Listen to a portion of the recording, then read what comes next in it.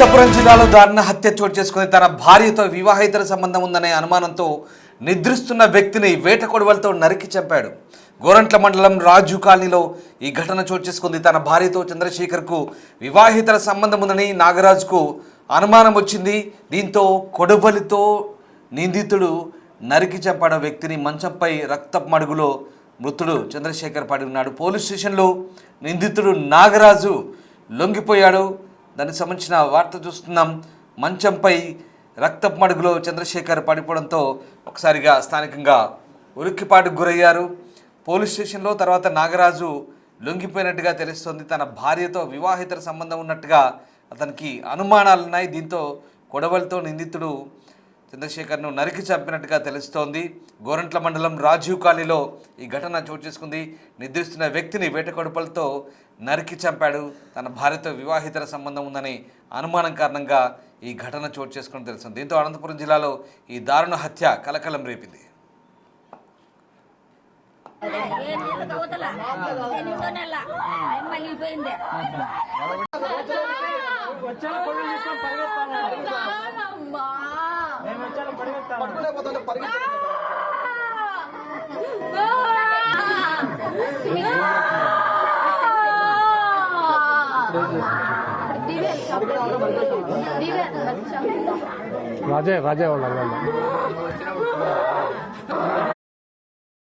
అనంతపురం జిల్లాలో దారుణ హత్య చోటు చేసుకుంది. తన భార్యతో వివాహేతర సంబంధం ఉందనే అనుమానంతో చంద్రశేఖర్ అనే వ్యక్తిని నాగరాజ్ అనే వ్యక్తి వేట కొడవలతో దారుణంగా నరికి చంపాడు. గోరంట్ల మండలం రాజు కాలనీలో ఈ ఘటన చోటు చేసుకుంది. నిద్రిస్తున్న సమయంలో అతనిపై దాడి చేసి కిరాతకంగా హతమార్చినట్టుగా తెలుస్తుంది.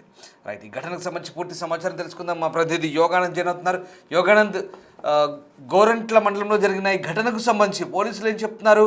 కేవలం అనుమానంతోనే ఈ పని చేశాడా, లేక దీనికి సంబంధించి పూర్తి వివరాల గురించి పోలీసులు ఏం చెప్తున్నారు?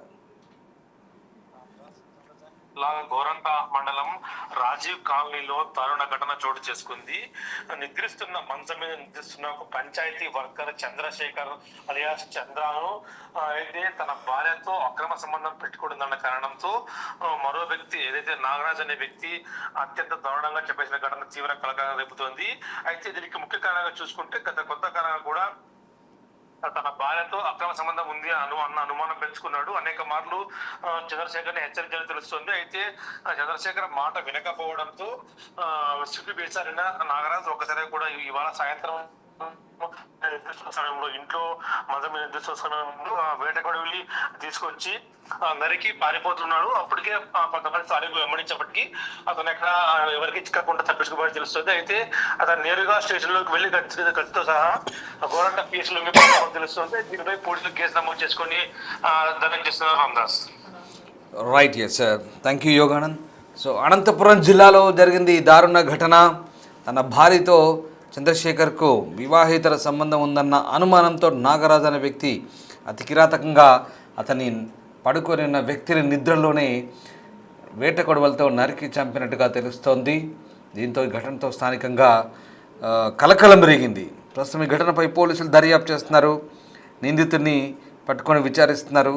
ఈ ఘటన జరిగిన తర్వాత ఒక్కసారిగా స్థానికంగా భయాందోళనకు గురయ్యారు.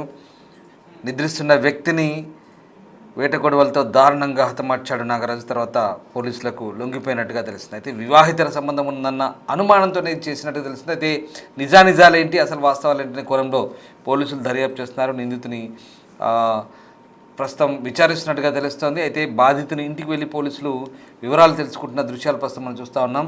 ఒకసారిగా ఈ ఘటనతో స్థానికులు కూడా ఉలిక్కిపడ్డ పరిస్థితి కనబడుతోంది. అయితే ప్రస్తుతం పోలీసులు అయితే లోతైన దర్యాప్తు చేస్తున్నారు. కేవలం అనుమానంతోనే జరిగిందా ఈ ఘటన?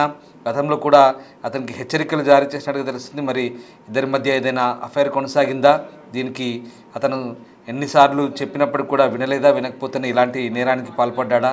ఏం జరిగిందనే కోణంలో ఆరా తీస్తున్నారు. మరోవైపు నాగరాజు భార్యను కూడా పోలీసులు విచారిస్తున్నట్టుగా తెలుస్తుంది. ఈ మొత్తం వ్యవహారంలో తప్పేవరిది, అసలు ఏం జరిగిందనే కోణంలో పోలీసులు లోతైన దర్యాప్తు కొనసాగిస్తున్నట్టుగా తెలుస్తోంది.